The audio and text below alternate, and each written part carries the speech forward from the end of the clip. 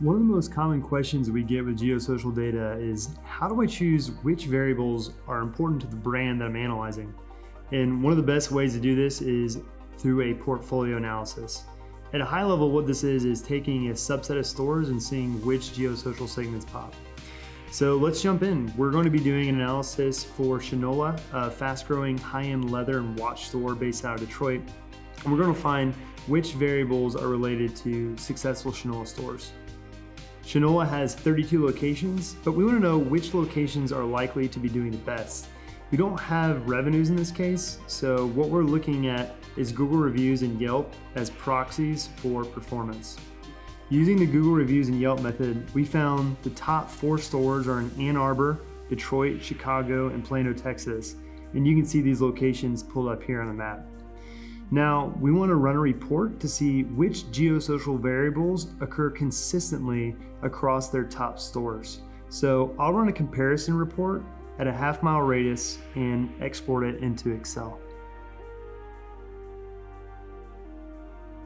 What immediately stands out is that there's very little consistency in the basic demographic variables of income, population, and traffic count. All high performers, but look at Detroit's median income versus Chicago. And look at the traffic count for Ann Arbor versus Plano. Similarly, there's very little consistency here in the tapestry segments.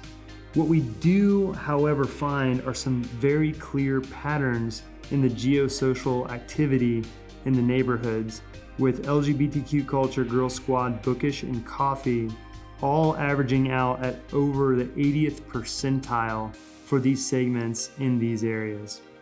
Now, if we want to take this to the next step, we can create an index of these variables. We'll call this the Shinola Neighborhood Index. You can do this by creating a custom variable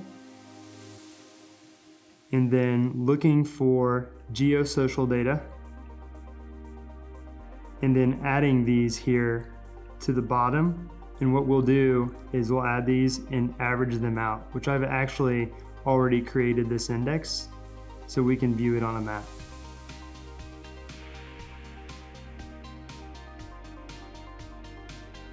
The result for Shinola is that you can drop into any DMA in the nation and see exactly which neighborhoods most closely represent the neighborhoods Shinola has been successful in. And you can see that here in Cincinnati. What would have taken days of boots on the ground research, we just did here in minutes.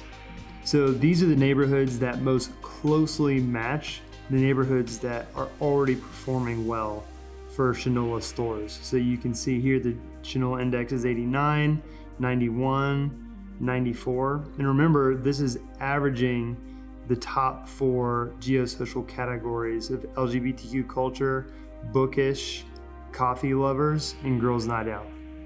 So we just walked through how to create a portfolio analysis to identify which geosocial segments to use in Esri.